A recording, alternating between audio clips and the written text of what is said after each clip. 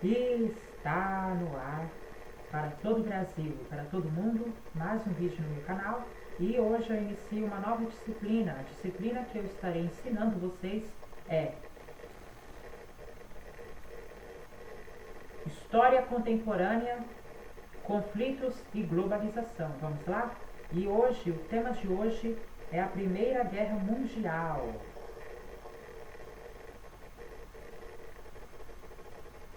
No início do século XX, foi visto por seus contemporâneos como um prolongamento do progresso do século anterior, marcado pela crescente importância da ciência e do racionalismo. Entretanto, algumas crises internacionais relacionadas aos interesses econômicos dos grupos dominantes tornavam sombrias as esperanças de um futuro pacífico, de um futuro de paz, tá?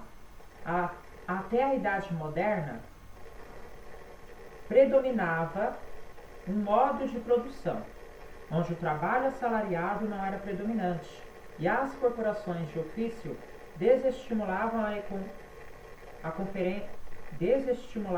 a concorrência ao limitar a ação dos proprietários. Essas corporações eram formadas por mestres artesãos que produziam uma mesma mercadoria. Dessa forma, havia normas de fabricação e distribuição, assim como a exclusividade de alguns mestres em cada região ou burgo.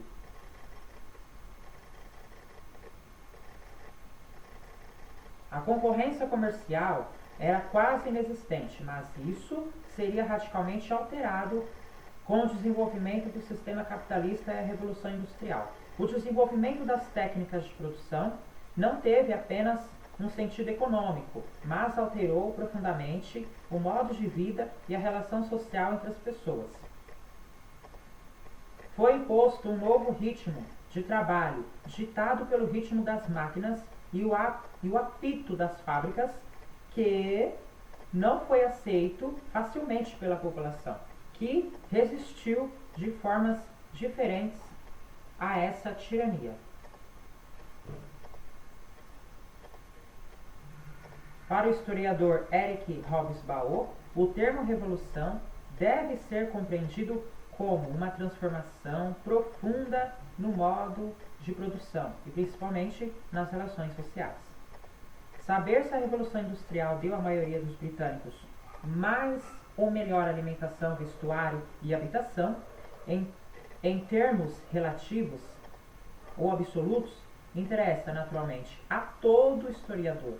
Entretanto, ele terá deixado de aprender o que a Revolução Industrial teve de essencial, se esquecer que ela não representou um simples processo de adição e subtração, mas sim uma mudança social fundamental. Ela modificou a vida dos homens até torná-las irreconhecíveis. Então, a Revolução Industrial, ela modificou a vida dos homens, tá, pessoal? Até torná-las irreconhecíveis. Continuando,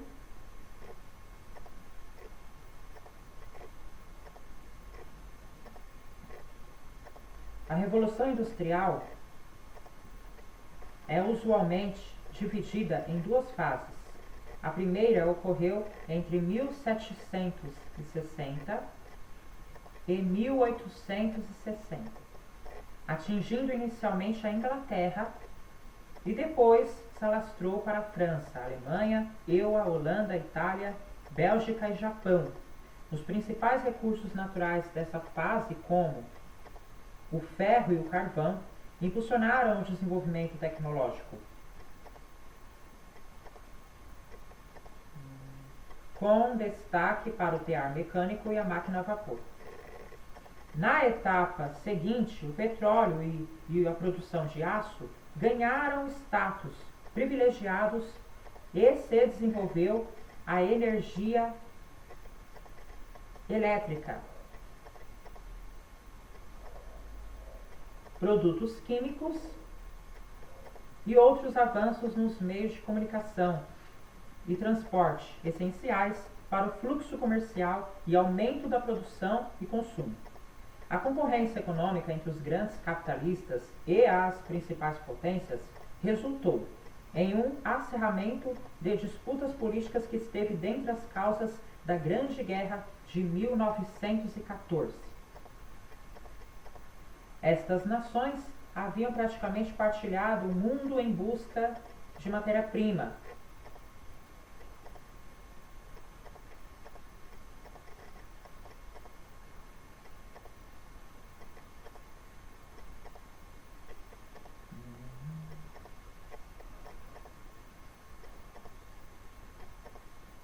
E mercado consumidor para seus produtos e investimentos.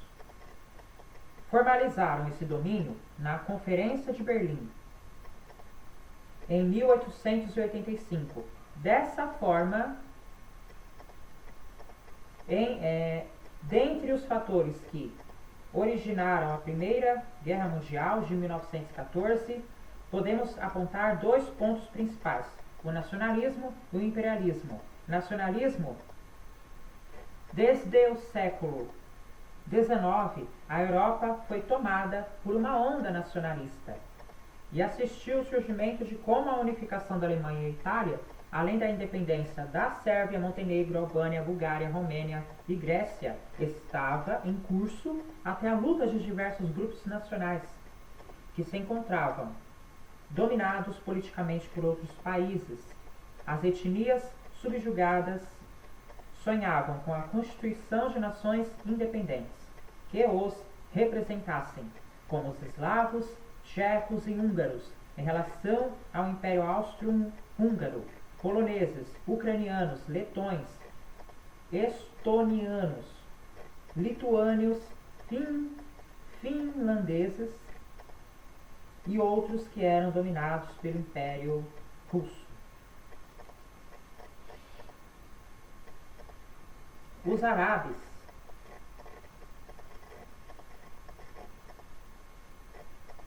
que se encontravam sob o domínio do Império Otomano também acalentavam o mesmo ideal. Na Grã-Bretanha, os irlandeses católicos eram motivo de preocupação, e na Espanha havia os bascos e catalães, que também desejavam a separação. Os grupos descontentes que lutavam pela liberdade usualmente promoviam ações violentas contra seus opressores, que resultou em uma onda de atentados terroristas contra representantes do governo, e as autoridades respondiam com a intensificação da repressão militar e policial. Então, o nacionalismo foi uma onda, nacionalista. Ou seja, foi a Europa, desde o século XIX, ela assistiu ao surgimento de diversas nações. Unificação da Alemanha, Itália, além da independência da Sérvia, Montenegro, Albânia, Bulgária, Romênia e Grécia, né? Então é isso, nacionalismo, nada mais, nada menos, são nações, né?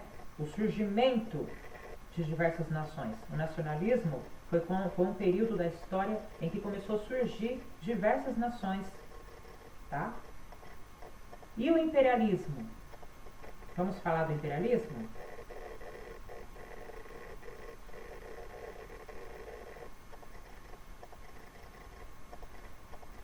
Imperialismo e interesses econômicos. As nações imperialistas que haviam alcançado um grande desenvolvimento industrial, como Grã-Bretanha, França, Itália, Alemanha, Japão, haviam constituído grandes impérios coloniais na África e Ásia, onde exploravam as populações locais e retiravam riquezas naturais, matéria-prima, necessárias para impulsionar seus parques industriais. Dois países não europeus, o Japão e os Estados Unidos, que haviam obtido um notável desenvolvimento industrial, tinham interesses estratégicos e, por isso, acabaram participando do conflito. O primeiro vislumbrava aumentar sua área de influência no leste asiático, que é o Japão, e os Estados Unidos garantir seu domínio nas Américas e ampliar sua participação na região do Pacífico. Então, pessoal, imperialismo e interesses econômicos. As nações imperialistas que na época haviam alcançado um grande desenvolvimento industrial, quais são?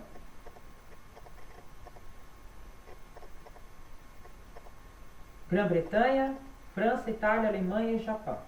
Haviam constituído grandes impérios coloniais na África e Ásia. Então, esses países que eu acabei de mencionar, eles construíram grandes impérios coloniais na África e na Ásia, onde exploravam populações locais. Eles exploravam o povo africano e o povo asiático.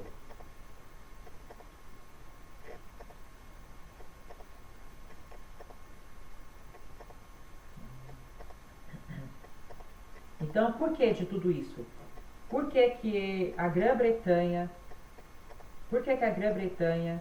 França, Itália, Alemanha e Japão exploraram a África e a Ásia? Por quê? Por que eles constituíram grandes impérios na África e na Ásia? Porque lá eles exploraram as populações para poder retirar matéria-prima.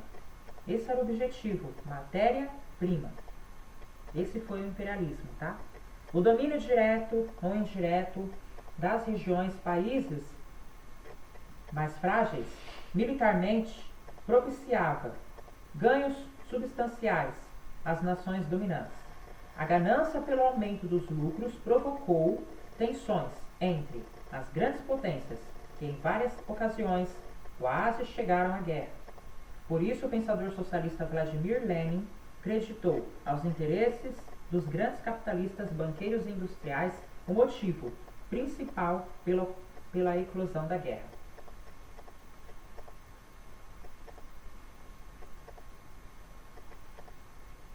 Vamos falar agora sobre os antecedentes.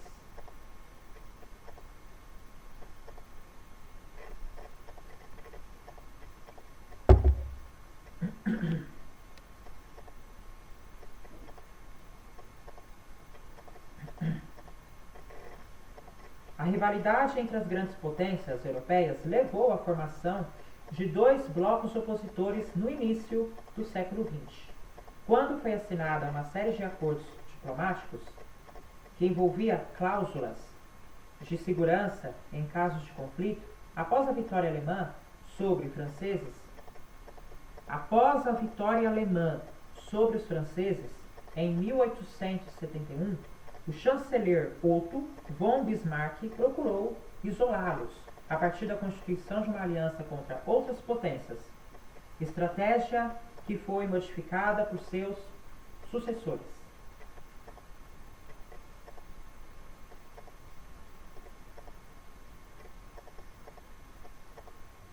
Em função dos interesses para a revisão da partilha colonial, a Alemanha e a Itália celebraram um acordo que acabou incluindo o Império Austro-Húngaro, denominado como Tríplice Aliança, em 1882.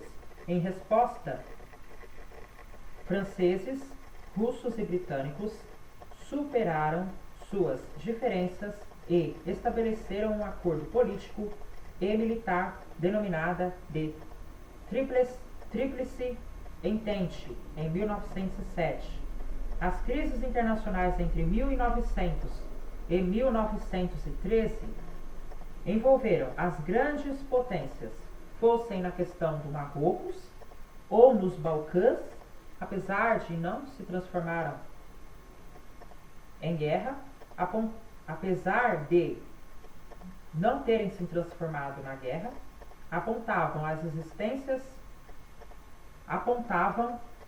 existências de greves, apontavam a existências de graves tensões que culminaria no conflito mundial de 1914. A participação de países industrializados facilitou a mobilização em massa de recursos humanos e materiais, que, aliado ao avanço tecnológico e industrial provocou uma destruição sem equivalente, até então ocasionando milhares de mortos e feridos. Os contendores se reorganizaram em dois grupos: as potências centrais, Alemanha e Áustria-Hungria, e a tríplice entente formada pela Inglaterra, França e Rússia.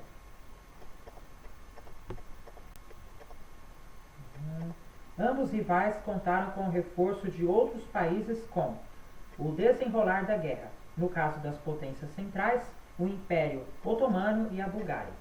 Em relação à Entente, esta recebeu o apoio de um número maior de países, dos quais podemos destacar o Japão, Itália, Portugal, Romênia, Estados Unidos, Grécia, Sérvia, Canadá, Austrália e Bélgica. Vamos para o conflito. Como que foi o conflito na Primeira Guerra Mundial? Então continua no vídeo, se até agora você não saiu, continua no vídeo, porque agora vai vir o assunto principal, para a gente entender como que foi, tudo que rolou na Primeira Guerra Mundial. Vamos para o conflito. É bem extenso, hein? É bem extenso.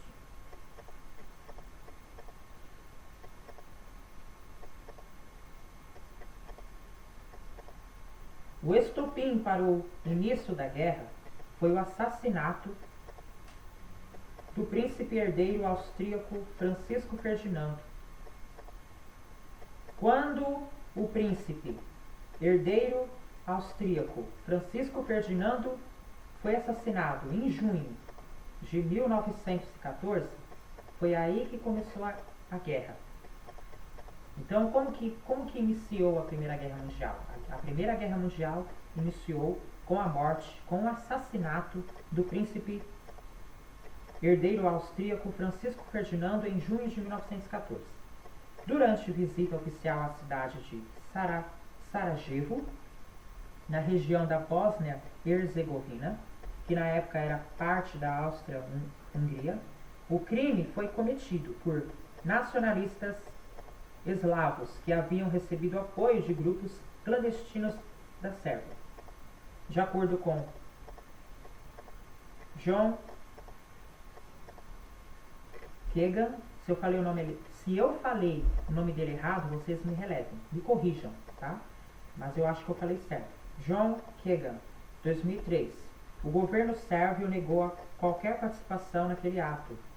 O governo sérvio negou qualquer participação naquele ato e teria, inclusive, avisado os diplomatas austríacos sobre o perigo de terroristas agirem durante a viagem dos membros da família real. Para o imperador austríaco para o imperador austríaco Francisco José e os grupos dominantes de seu país, somente a rendição incondicional da Sérvia impediria uma invasão.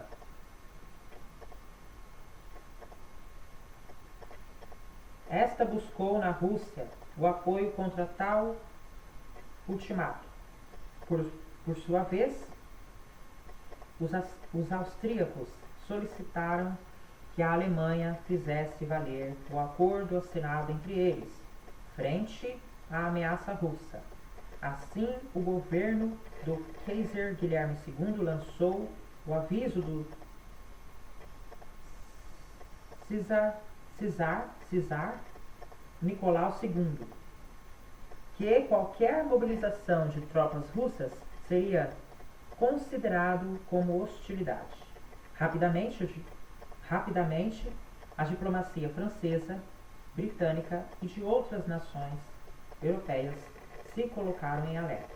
Segundo a historiografia sobre esse período, baseado em documentos oficiais dos Ministérios de Relações Exteriores e diplomáticos das nações envolvidas, os chefes de Estado, apesar de não estarem dispostos a arriscarem sua sorte em um conflito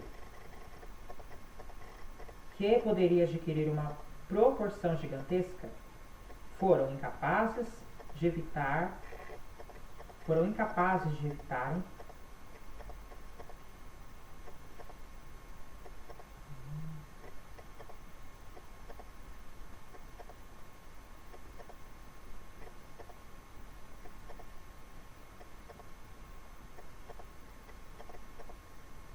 foram incapazes de evitarem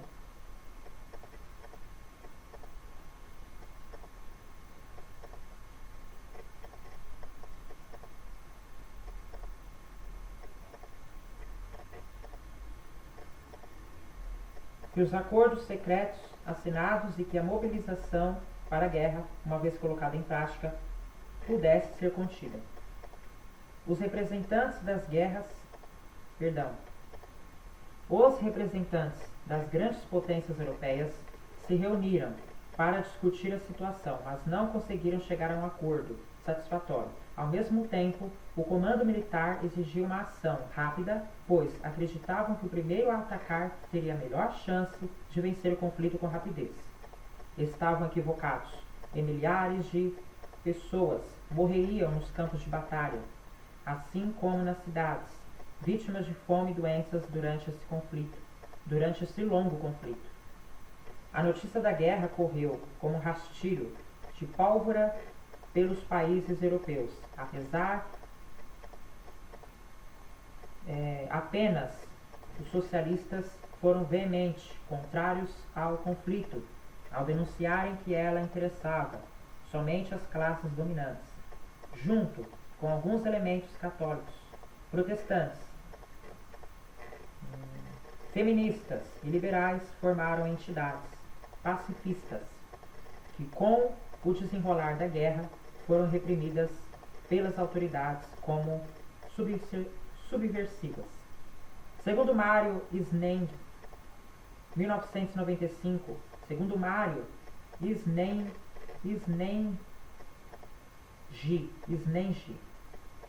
a população, de um modo geral, insuflada pela propaganda nacionalista promovida pelos governos envolvidos, apoiaram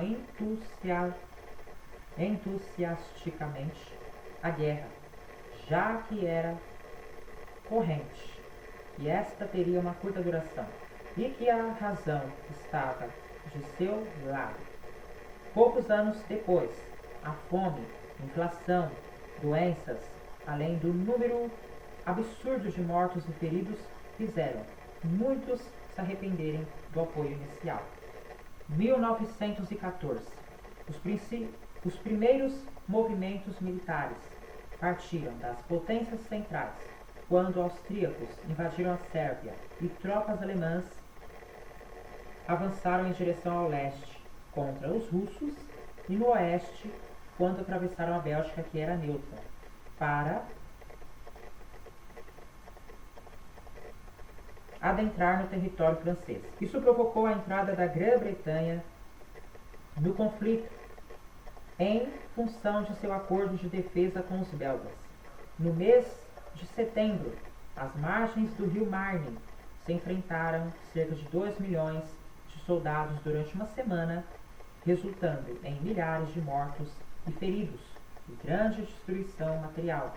No fronte leste, os russos, apesar de algumas vitórias iniciais contra os alemães e austríacos, aos poucos foram obrigados a recuar e sofreram pesadas baixas. No mar, as frotas tiveram seus primeiros embates e em poucos meses de luta ficou evidente que a vitória seria obtida somente após muito esforço e principalmente com muito sangue. 1915.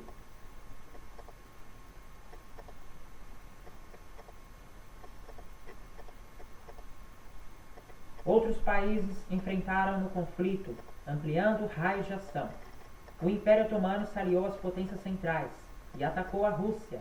Ao mesmo tempo, a Bulgária, que havia se ressentido dos reveses sofridos anteriormente, decidiu atacar os sérvios em outubro, após assinar acordos militares com os alemães. No leste, os soldados alemães, sob comando dos generais Erich Ludendorff e Paul von Hindenburg, alçaram enorme êxito na investida ao território russo. fazendo cerca de 100.000 prisioneiros. Estes demonstraram toda a sua incapacidade militar e organizacional, que acarretou vários problemas com o passar do tempo. A Entente também recebeu reforços. No caso, o governo italiano, após discussões políticas com os ingleses e franceses, optou por mudar de posição e participar da guerra ao lado destas potências em maio. Isso se deveu à promessa de que, ao findar o conflito, receberia enormes vantagens territoriais. Seu principal fronte foi contra os austríacos. Na realidade, os dois países foram incapazes de impor uma derrota decisiva ao oponente e desperdiçaram milhares de vidas em batalhas desgastantes. Os britânicos, que possuíam a maior frota naval, iniciaram um bloqueio aos alemães, que responderiam utilizando uma nova arma, o submarino, que causou significativo estrago à Marinha Real. Em 1916, foi a vez dos alemães tentarem dobrar seus inimigos mediante uma generalizada ofensiva contra embarcações mercantes. Nos dois casos, a população civil foi a mais prejudicada.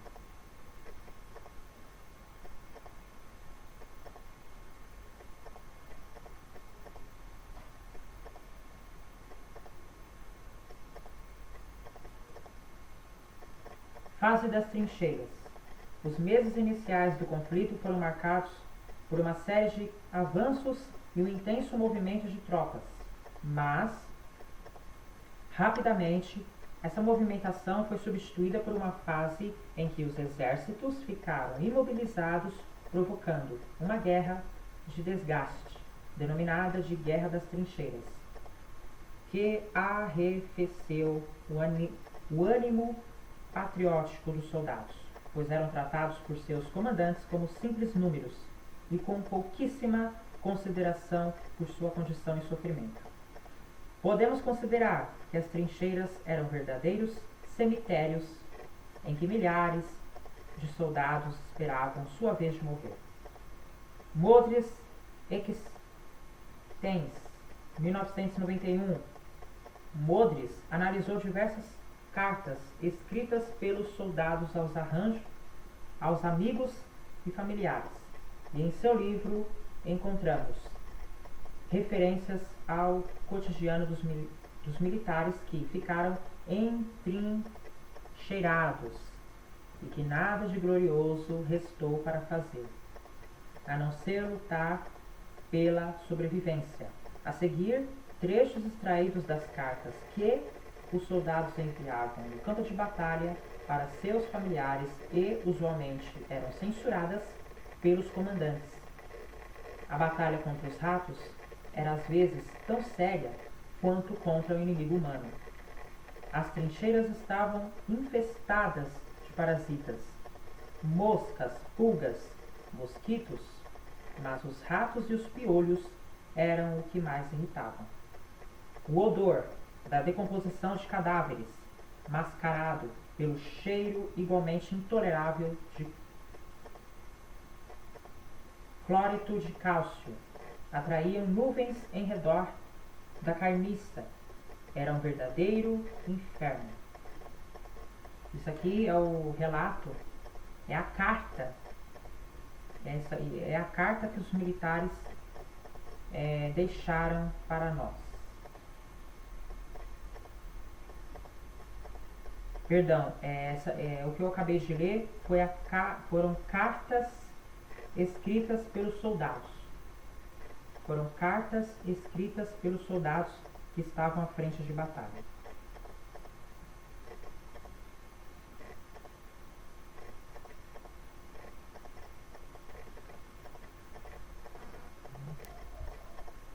Essa situação também foi abordada no livro Nada de Novo no Fronte, entre aspas, do escritor alemão Erich Maria Remarque, que lutou nesse conflito e vivenciou os horrores da guerra. e o descaso para com a vida dos soldados. Foram vendidos milhares de exemplares e alcançou enorme sucesso, sendo adaptado para o cinema em uma produção de 1930 nos Estados Unidos e que foi premiado com o Oscar por retratar com autenticidade chocante o cotidiano nas trincheiras. Em termos ilustrativos, duas películas são indicadas: Feliz Natal 2001 e Glória Feita de Sangue 1968, que estão disponíveis para consumo intelectual. Para estimular o patriotismo da população, os governos das nações envolvidas lançaram mão de uma pesada propaganda política, que exploravam diferentes temáticas.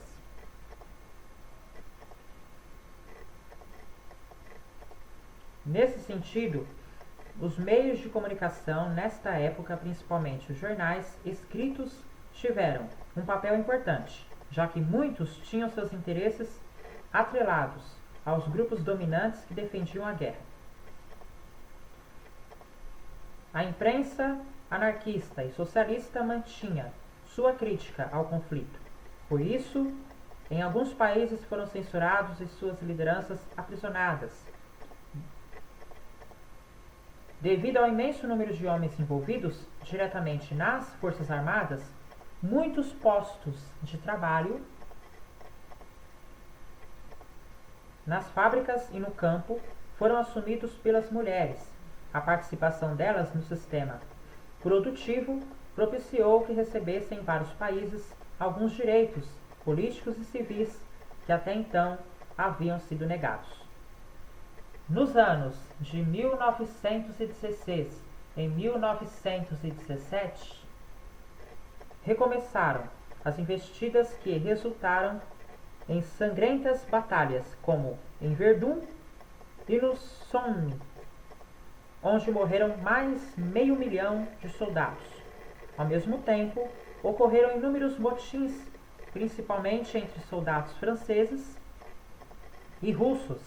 No primeiro caso, o comando militar conseguiu controlar a situação após uma intensa repressão, que incluiu 23 mil sentenças de prisão, 400 de morte por fuzilamento, das quais apenas 5 foram cumpridas.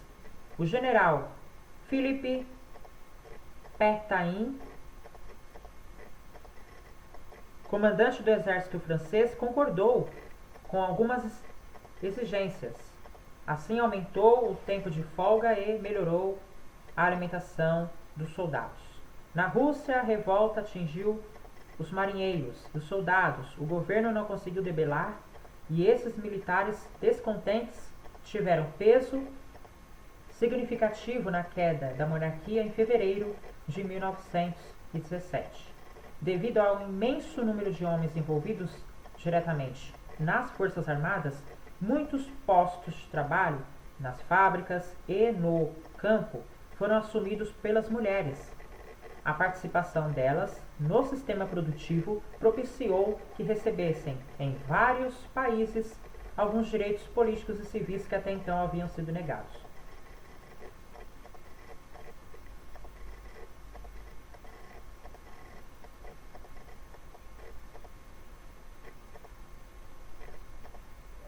Os exércitos alemães dominavam a frente oriental e acreditavam que para vencer no fronte ocidental era preciso fazer a Grã-Bretanha desistir. Tá, pessoal? Tinha que fazer a Grã-Bretanha desistir. Para isso, optaram por ampliar o cerco marítimo e afundar qualquer navio que se aproximasse nas águas territoriais inimigas. Esses ataques afundaram muitas embarcações pertencentes aos países neutros como Brasil e Estados Unidos. O presidente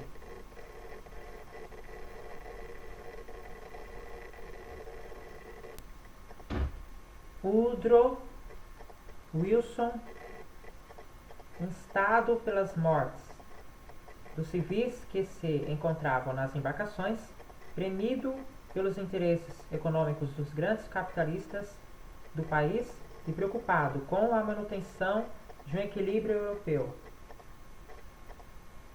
Entrou oficialmente no conflito em abril de 1917. Em pouco tempo, milhares de soldados norte-americanos começaram a desembarcar na Europa e com o peso industrial da nação, alteram o rumo da guerra. Nesse ano, outro importante fato foi a Revolução Russa em outubro, que assinalou a subida dos bolchevistas ao poder na primeira revolução de caráter socialista da história. Agora, em 1918, finalmente, depois de anos de intenso sacrifício, os países envolvidos no conflito encontravam-se esgotados. O grande número de mortos e feridos, o péssimo tratamento dispensado aos soldados, a carestia e a fome criaram condições para vários motins. Com a saída da Rússia da guerra, em janeiro de 1918, parecia que a vitória caberia às potências centrais. Entretanto, esse desfalque foi contrabalanceado pela entrada do ZEU no conflito. Os aliados da Alemanha capitularam sucessivamente. Búlgaros, austríacos e turcos entraram em colapso. E em julho, o governo alemão iniciou os entendimentos de um armistício baseado em uma proposta formulada pelo presidente Woodrow Wilson, denominada de os 14 pontos de Wilson, que na essência seria uma paz sem vencedores. Em outubro, ocorreram as grandes manifestações populares na Alemanha, com clara influência da Revolução Russa, e os marinheiros rebelados içaram a bandeira vermelha no porto de Kiel, fato que assustou as autoridades políticas e militares. Nesse contexto, o imperador alemão Guilherme II, que havia procurado a mediação dos Estados Unidos, embasado na proposta dos 14 pontos, ainda esperava manter-se no poder, mas a situação interna estava agitada e o Kaiser acabou abdicando ao trono em 9 de novembro, sob as pressões dos socialistas marinheiros e da população cansada da guerra. O Estado-Maior germânico reiterou ao governo republicano a necessidade de buscar um acordo de paz, já que reverter a situação militar era impossível. Em 11 de novembro de 1918 chegou ao fim a primeira Grande Guerra. Com a capitulação alemã, o conflito deixou um saldo de milhões de mortos e desaparecidos, além de cerca de 3 milhões de mutilados. Economicamente, os países envolvidos estavam em situação muito precária, com exceção dos Estados Unidos, que se tornou a maior potência capitalista no pós-guerra, em parte pelos lucros obtidos com o fornecimento de armas, créditos e equipamentos. Além de graves prejuízos materiais, as perdas humanas aproximadas foram 8,2 milhões de pessoas. Rússia, 1,7 milhões de mortos. Alemanha, 1,8 milhões. Áustria-Hungria, 1,3 milhões. Grã-Bretanha, 740 mil. França, 1,3 milhões. Estados Unidos, 120 mil. E Itália, 620 mil. Império Otomano, 325 mil. Bulgária, 90 mil. Sérvia, 250 mil. Bélgica, 44 mil. Romênia, 255 mil. Canadá, 60 mil. Austrália, 59 mil. Depois, tudo isso é o número de mortes, tá? Em cada país. Devemos incluir 1,2 milhões de armênios civis mortos pelos turcos, além das perdas militares de outras nações beligerantes. Com a dissolução do Império Austro-Húngaro, a derrocada do Império Otomano, Rússia e Alemanha, surgiram novos países que alteraram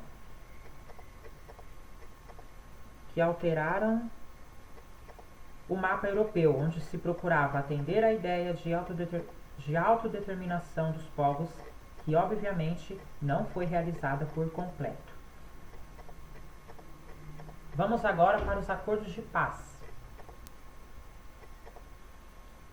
Após a rendição do exército alemão e a proclamação da República, o acordo de paz foi assinado em 18 de janeiro de 1919, no Palácio de Versalhes, na França.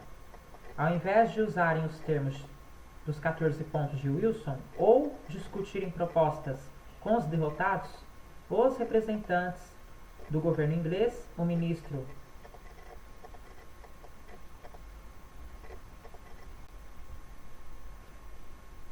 Lloyd George e principalmente o presidente francês Georges Clemenceau planejaram impor um acordo de paz extremamente duro à Alemanha, que pretendia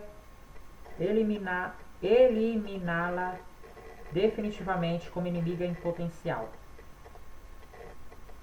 Entre os artigos do Tratado de Versalhes podemos citar: artigo 45, como compensação da destruição das minas de carvão ao norte da França e como pagamento parcial da reparação total devida pela Alemanha pelos danos resultantes da guerra, a Alemanha cede à França a posse total e absoluta, com direitos exclusivos de exploração, desimpedidos e livres de todas as dúvidas e despesas de qualquer tipo. Artigo 119. A Alemanha renuncia em favor do principal aliado e das potências associadas todos os seus direitos e títulos sobre possessões de ultramar. Agora a gente vai para o artigo 160, numa data que não deve ser posterior a 31 de março de 1920. O exército alemão não deve compreender mais que 7 divisões de infantaria e 3 divisões de cavalaria. Artigo 231. Os governos aliados e associados afirmam: a Alemanha aceita a sua responsabilidade de seus aliados por ter causado todas as perdas e prejuízos a que os aliados e governos associados tiveram como consequência da guerra imposta a eles pela agressão da Alemanha e de seus aliados. O Tratado de Versalhes foi interpretado pelos alemães como uma injustiça, pois obrigava a entrega de territórios a outras nações, sobretudo o denominado Corredor Polonês, que foi entregue à recém-criada Polônia. Assumiu os prejuízos materiais dos adversários em forma de reparações econômicas, como a ocupação e a administração francesa da região de Ruhr, que em várias ocasiões incentivou o separatismo. As colônias foram divididas entre os vencedores e suas forças militares foram reduzidas a um número insignificante. Deveria reconhecer que a Grande Guerra de 1914 a 1918 foi por culpa do orgulho alemão e seus aliados. Outro ponto sensível foi a proibição da união da Alemanha com a Áustria, já que com a derrocada da monarquia, que nos dois países funcionavam como empecilho dessa união, deixará de existir. O sonho de unificação dessas duas repúblicas de língua alemã era um tema popular que os tratados de Versalhes e Saint-Germain conseguiram evitar a ascensão de Adolf Hitler, que promoveria a integração.